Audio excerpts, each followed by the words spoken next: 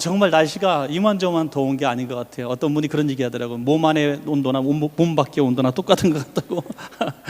맞는 것 같아요. 정말 이렇게 더운 날에는 막 짜증이 나고 화가 나고 막 그러거든요.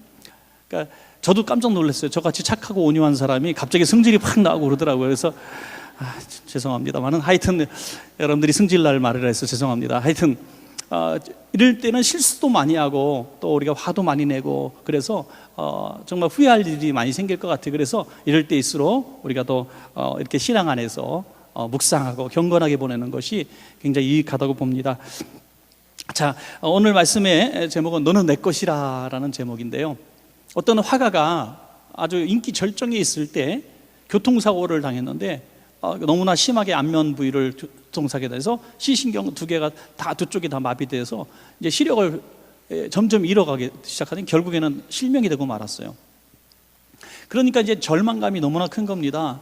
평생을 그림만 그렸고 그림밖에 할 수 있는 게 없는데 갑자기 앞이 캄캄해지니까 볼 수도 없고 그릴 수도 없고 너무나 절망감에 분노와 짜증 이런 게 너무 많아요. 근데 그 자동차를 타게 됐을 때도 뭐 어머니 일로 같이 이렇게 하다 그런 것 같아요. 그러니까 엄마한테 불평을 하는 거예요. 내가 어머니만 아니었으면 눈을 안 다쳤을 텐데, 이렇게 자꾸 어머니를 원망하는 거예요. 그 어머니하고 매일 싸우고 어머니한테 투정 부리고 그래서 어머니도 너무너무 괴로워했어요. 근데 다행히 이제 안구 기증자를 만나서 수술을 받게 돼서 눈을 뜨게 되는데 한쪽 눈만 이제 시선을 받아서 눈을 떴는데, 우리가 흔한 비유지만은 실제로 어머니가 그 눈을 기증했다는 것을 나중에 알게 되죠. 어머니가 이런 얘기를 했답니다. 두 눈을 다 주고 싶었다. 그렇지만 내가 두 눈을 다 주면은 너가 나를 부양하느라고 얼마나 힘들겠니? 그래서 한 눈밖에 줄 수가 없었구나, 미안하구나, 이렇게 얘기하죠. 여러분, 이것이 부모와 자식의 관계인 것 같아요. 부모는 끊임없이 주려고 하고 참고 용서하려고 하는 거죠. 근데 자식은 늘 투정을 부리고 원망하고 또 받으려고만 하는 이런 관계, 이것이 부모와 자식과의 관계가 아닌가 싶습니다. 평소에 부모님들이 자기 자식을 누군가에게 소개할 때 제 자식이에요, 제 아들이에요, 제 딸이에요 이렇게 얘기할 때 참 좋으시겠어요 이렇게 얘기하지만 속으로는 그놈 인상 보니까 부모 속 되게 속이게 생겼다.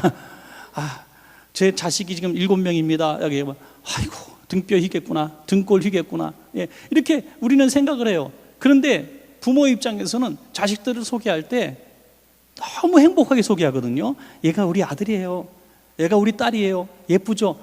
세상에 지나가는 사람 7명, 8명 붙들고 봐도 하나도 안 이쁘다 그럴 텐데 되게 이쁘다 그러는데 이뻐요. 그렇게 얘기할 수밖에 없는 거죠. 그러니까 부모 입장에서는 늘 그런 거죠. 저는 그래서 부모가 자식에 대한 개념은요, 내 자식입니다라고 분명히 얘기를 했지만, 내 자식이라고 얘기했지만 소유의 개념이 아니라 책임의 개념이라고 보는 거죠.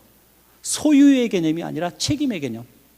그러니까 내 자식이고 내 아들이고 내 딸이지만 결국에는 이 자식들은 내 소유, 내 재산이 아니라 나에게 뭔가 유익을 줄 수 있게 해서 내가 잠깐 돌보는, 키워서 나중에 몇 배로 받아먹으려고 하는 돈벌이 수단이 아니라, 또 위로의 수단이 아니라, 뭐 어떤 내 위로를 받기 위해서 기르는 애완견 수준이 아니라 이 아이는 내 책임이다 이거예요. 내가 생명을 다해서라도 얘를 책임져야 될 의무가 내게 있습니다 라고 얘기하는데 너무 해맑은 표정으로 얘기하잖아요. 여러분, 이것은 내가 질 십자가입니다 얘기하면서 십자가를 부둥켜고 뽀뽀하는 사람이 어디 있습니까? 그런데 십자가와 같은 자식들을 소개하면서 뽀뽀하면서 내 피까지 뽑아주면서 자랑스럽게 자랑한단 말이죠. 이런 개념을 이해해야만 하나님께서 오늘 우리에게 주신 이 말씀을 이해할 수 있다는 거죠.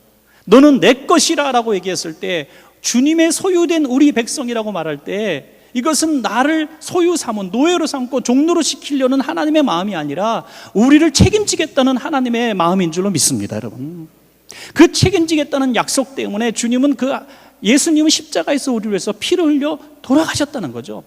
책임지기 위해서. 저와 여러분이 자식을 위해서 다 희생할 수 있는 것처럼 바로 예수님이 그 몸을 깨트리셔서 우리를 책임진다는 것을 보여주신 것이죠. 그리고 말씀하십니다. 얘는 내 자식입니다. 그럴 때 우리는 투정 부려요. 왜 우리를 낳으셨습니까? 왜 눈도 멀게 하시고 왜 이렇게 아프게도 하시고 왜 그때 심부름을 시키셨습니까? 이렇게 얘기할 수 있다는 거죠. 그래서 너무너무 받은 것 많지만 명절에 조금 부모님께 드리는 것, 얼마 드린 것 때문에 휘청거린다느니 이런 소리를 하는 거죠. 여러분, 그래서 하나님이 우리에게 너는 나의 소유된 백성이라고 말할 때 우리는 하나님 앞에 아주 작은 것 드리고 굉장한 것 드린 것처럼, 하나님, 내가 하나님 앞에 이런 것까지 했는데, 내가 소득의 10의 1조도 드렸고 봉사도 했고 충성도 했는데 하나님 이러시면 안 되죠. 어떤 분이 어려움을 갑자기 당했는데 하나님 앞에 너무 섭섭한 거예요. 그래서 당당하게 목사님한테 찾아와서 얘기하더라고요. 목사님, 하나님 이러시면 안 되는 거 아닙니까? 왜? 제가 주일을 빠졌어요. 내가 주일, 소득의 10의 1조를 빠뜨렸어요. 내가 일주일에 꼭 한 번씩 주일 나와서 예배 드렸는데 하나님 이러시면 안 되죠. 왜요? 그 매출이 지난달보다 반이나 떨어졌거든요. 이렇게 얘기하는 거예요. 여러분, 이것이 바로 철부지 자식과 하나님 아버지와의 관계 속에서 적나라하게 드러나는 우리의 모습이라는 겁니다. 여러분, 우리 마음속에 나는 이만큼 했는데 하나님은 나에게 그렇게 많이 하지 못했다, 나는 이렇게 많이 했는데 하나님은 나에게 섭섭하게 했다는 것은 하나님이 나를 소유하고 있는 소유의 개념으로 우리는 자꾸 이해하려고 하기 때문인 것이죠. 오늘 하나님은 평생토록 우리를 위해서 피 흘리시는 것을 기쁨으로 사시는 우리 주님의 마음, 그것을 우리는 이해해야 된다는 것입니다. 하나님과 그분의 관계를 나타낸 것이 오늘 1절인데요 너는 두려워하지 말라, 내가 너를 구속하였고 너를 지명하여 불렀나니 너는 내 것이라, 너는 내 거야 하고 주머니 속에 쏙 집어넣으셨는데, 이것이 소유의 개념이 아니라는 거죠. 책임지겠다는 거예요. 왜? 지금의 이 말씀을 들었을 때 이스라엘 백성의 상황은 주님 앞에 어떤 것도 드릴 수 있는 형편이 아니었다는 거죠. 나라를 잃은 상황이었습니다. 나라를 잃고 자유를 잃고 재산을 잃고 또 신앙까지 잃어버린 떠돌이 백성입니다. 그들에게 너희는 내 소유라고 말씀하실 때 뭐가 드릴 게 있겠습니까? 여러분, 하나님께서 내가 성공하고 잘 되고 재산도 많을 때 넌 내 거지 라고 말할 때 좀 불편하죠. 그죠? 불편해. 성공했을 때 갑자기 막 아는 체해, 친구들이 막 아는 체해. 그래서 로또 복권 맞은 사람은 다 이민을 가서 살아야 된대. 이민 가서. 갑자기 이민 가시면 제가 로또 복권 받고 가시는 건 줄 알겠습니다. 하여튼 갑자기 이민 가지 마시고요.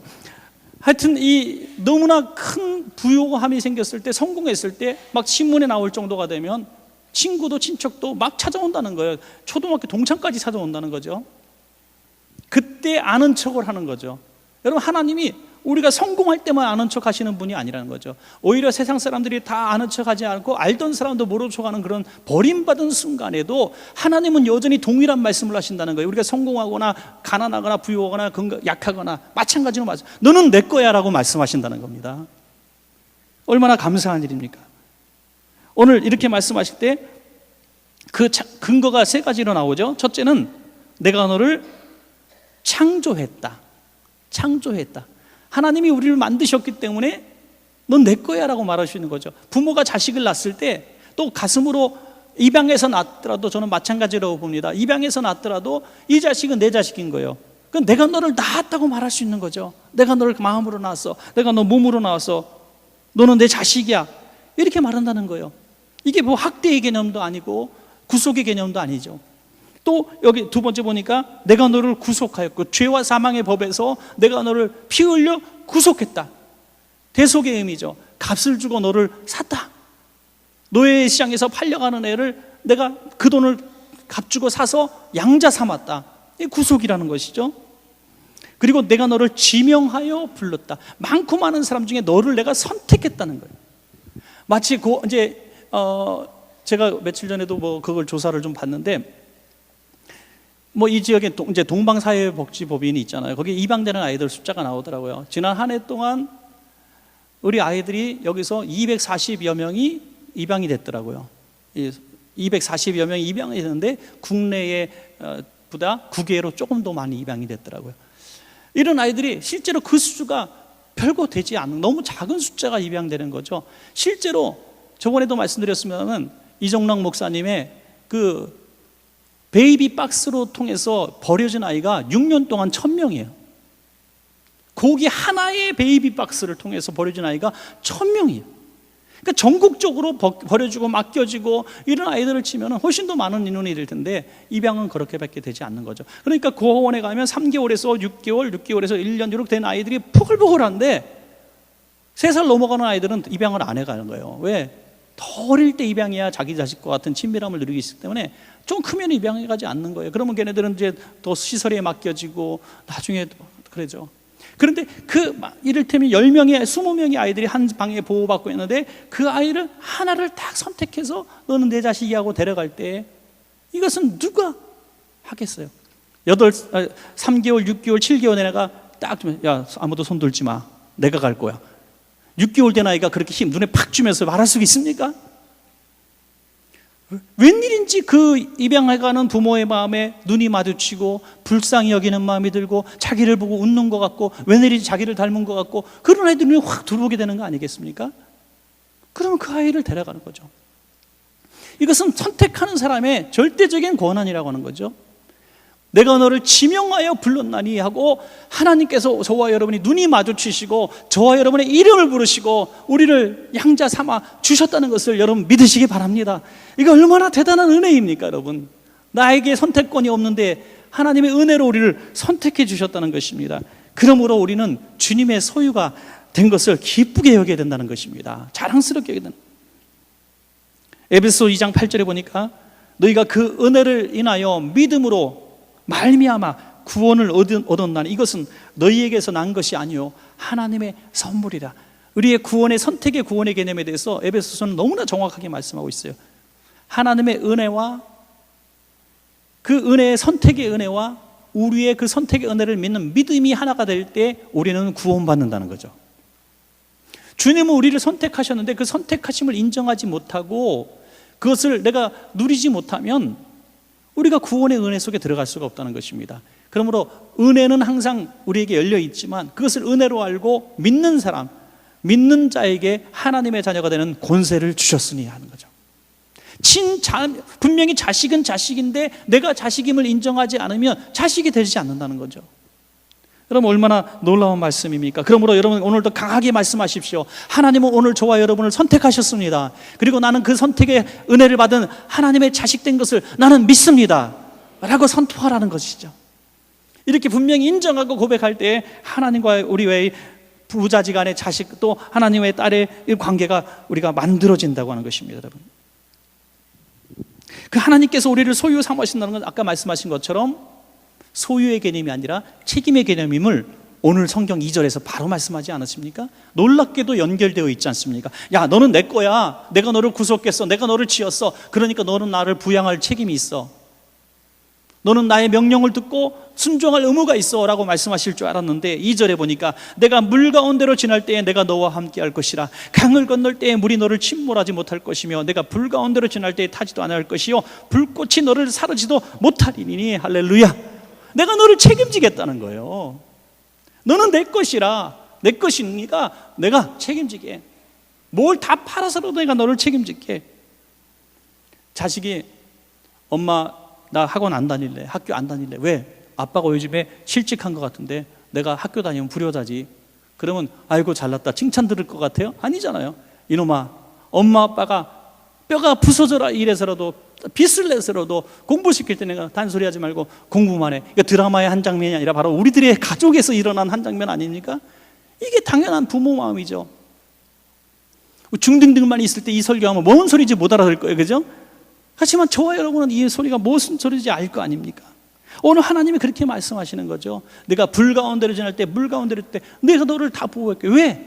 너가 얼마나 존귀한 아이인데 내가 너를 낳기 위해서 그 악마의 손에서 구속하기 위해서 내 외아들의 피를 뽑았다 이거예요. 내가 너를 구속하고 내 소유 삼기 위해서 얼마나 내가 고통받았는지 아느냐 이거죠. 그러므로 너를 빼앗길 수가 없다는 거죠. 우리가 자식들 가운데도 시름시름 병치레하고 좀 뒤처지고 이런 아이들에 대해서 다 우리가 긍휼한 마음을 갖는 것은 부모의 당연한 마음 아니겠어요?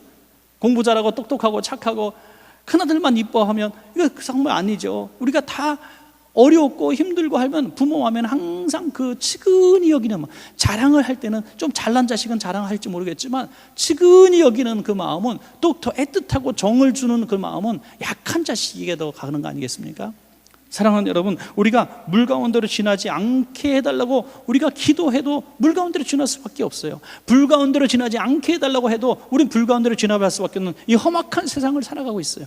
하나님도 그것을 인정하라는 거예요. 인생이 그렇다는 거죠. 하지만 너 혼자 가지 않게 하겠다는 거예요. 내가 너와 함께 하리라는 거죠. 시편 23편 4절에 있는 것처럼 내가 사망의 음침한 골짜기로 다닐지라도 내가 너와 함께 하겠다는 거죠. 여러분, 사망의 음침한 골짜기에 주님이 함께 하실 이유가 뭐 있습니까? 그러나 우리가 있기 때문에 함께 하시겠다는 거 아니겠습니까, 여러분? 시편 139편에 보니까 내가 새벽 날개를 치며 아침 햇살이 착 들어올 때 빛이 촥촥촥촥 나가는 것처럼 저 땅 끝으로 순식간에 빛의 속도로 간다 할지라도, 거기 거주한다 할지라도 내가 너와 함께 하겠다는 거죠. 함께 하겠다. 그곳에 가게 있다. 우리가 외국을 가도, 땅 속에 들어가도, 공중에 대기권 밖으로 올라가도, 바다 밑에 거한다, 잠수함 타고 들어간다 할지라도 하나님이 거기 우리와 함께 하겠다는 것은 주님이 우리를 사랑하는 자식으로 인정하셨기 때문이라는 겁니다, 여러분. 더군다나 이사야서 43장 4절에 보니까 대전하는 여호와 내 하나님이여 이스라엘의 거룩한 이여 또 내 구원자이라 내가 애굽을 너의 속량물로 구스와 스바를 너를 대신하여 주었노라. 당시 애굽과 구스와 스바는 부의 상징이죠.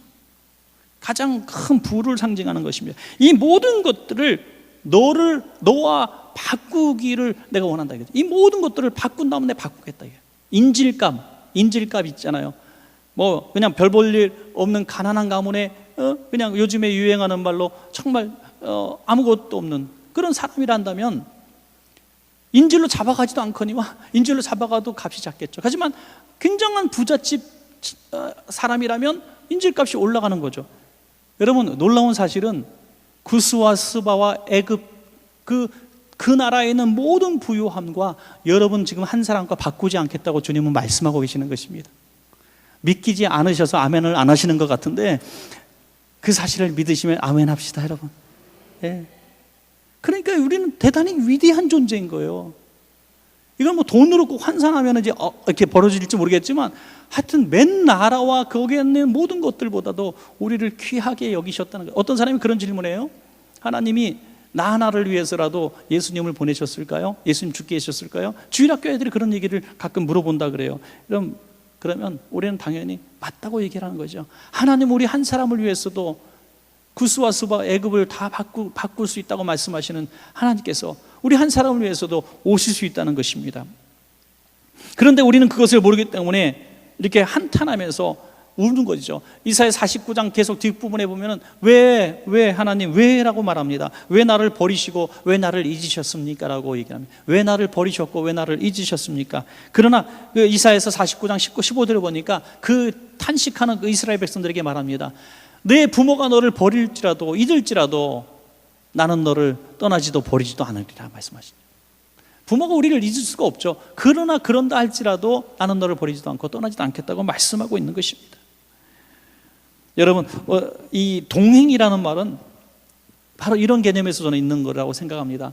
부모와 자식이 한 가정에서 한 가족으로 살면서 같은 방향을 향해서 나아가는 게 동행이라고 생각을 합니다. 오늘 예수님은 제자들을 부르실 때 저는 이 단어를 적절하게 쓴다면 동행하시기 위해서 제자들을 선택하셨다. 마가복음 3장 13절에 보니까 그런 말씀이 있어요. 12를 세우셨으니 이는 자기와 함께 있게 하시고, 함께 있게 하시고, 다음에 보내사 전도도 하고 귀신을 쫓아내는 권능도 가지게 하게 하심이라. 함께 동행해서 한 방향으로 가서 결국에는 하나님이 주신 같은 사명을 감당하는 것이 동행이라는 거죠. 하나님이 제자 삼으신 것이 그렇다는 거예요. 그렇다면 우리가 하나님의 가족이라면 우리 하나님과 동행하는 가족적인 삶을 살아야 될 줄로 믿습니다, 여러분. 가족이 한 방향의 한 꿈을 가지게 되면 그 가정은 잘 될 수밖에 없습니다. 같은 교회가 같은 성도님들이 한 동행을 하고 같은 방향으로 나아갈 수 있다면 그 교회는 잘 될 수밖에 없습니다, 여러분. 그것이 뭡니까? 하나님의 가족 공동체로서 하나님이 가시고자 하는 방향으로 같이 동행하는 교회가 되고 같이 동행하는 성도가 될 때 우리는 진정으로 한 가족이 되는 것입니다. 삐뚤어진 길 가고 늘 반대표 얘기하고 그럴 때 저놈의 자식은 어디서 나왔는지 몰라 이런 얘기를 하잖아요. 교회 안에서도 그럴 수가 있다는 거죠. 우리 한 방향으로 한쪽으로 나아갈 수 있는 거죠. 마지막으로 한 가지 예화만 드리고 말씀을 맺을까 합니다. 오늘 제가 사업장 신방을 갔다가 우연찮게 어떤 사람에 대한 얘기를 같이 나누게 됐어요. 제가 관심 있었던 얘기기도 하고 그래서 얘기 좀 했다가 다시 자료를 오늘 빨리 와서 좀 찾아봤습니다. 그것은 김준권 목사님의 딸의 이야기예요. 오랫동안 그 CCC 사역을 하셨던 목사님이죠. 지금은 돌아가셨지만 그분의 그 딸이 아주 어린 나이 만 29살에 CCC 간사로 수년간 사역하다가 병으로 하나님 나라에 갔다는 사실을 모르는 사람들이 참 많이 있어요. 아주 옛날 얘기이기 때문에 그런 거죠. 이 이름이 김신희 간사라는 사람이죠. 제가 이 이야기를 띄엄띄엄 그 김준권 목사님의 책에서 따서 띄엄띄엄 한 부분만 읽어드리는 것으로 대신하겠습니다. 이런 얘기예요. 내 딸 신이는 만 29살을 일기로 3살과 5살 난 두 딸과 남편을 남겨두고 주님의 부름을 받아 1982년 4월 26일 세상을 떠났다. 1981년 12월 10일 S병원에서 개복 수술을 받은 때는 이미 말기 위암이어서 집도이의 말에 따르면 그냥 덮어버릴까 하다가 수술을 했는데 위와 비장 전부를 잘라내고 간장 일부와 췌장 일부까지 절제해버리고 소장 일부를 잘라 대용 위를 만들었다고 한다. 수술은 성공적이었지만 5, 6개월 이상 생존하지 못할 것이라고 했다. 신이의 얼굴은 백직전처럼 창백했으며 코에는 호스를 끼고 3개의 주사바늘을 꽂고 있었으며 요도에는 호스를 끼고 있었다. 끊임없이 토하고 국물만 먹어도 장이 유착되는 데다 장 전면에 퍼진 암 때문에 장 기능 마비가 되어 아무리 관장을 해도 보름씩 변이 차고 가스가 차고 복수가 차서 배가 터질 것 같은 백만감에 호흡곤란까지 겹쳤으며 다리가 쑤시고 아팠을 것이다. 깊은 밤이 되면 식구들에게 방해가 안 되도록 텅 빈 응접실에 혼자 나와 그 무서운 복통을 참느라 몸을 비틀며 울면서 신음하던 것을 밤마다 볼 수 있었다. 오랜 투병 기간 동안 밤이면 혼자 울어 눈이 부었는데도 누구보다 먼저 세수했으며 식구들이 보는 데서는 결국 울지 않았고 너무나 태연했다. 문병원 사람들이 울어도 신이는 일부러 태연했다. 목 밑에 어깨 쪽에다 주사를 꽂고 심장에 직접 주입하는 영양주사만으로 연명을 하고 있었는데 그것만으로 부족해서 보충 주사를 맞기 위해 간호원이 주사바늘을 들고 혈관 찾느라 10번, 20번 바늘을 찔러댔다.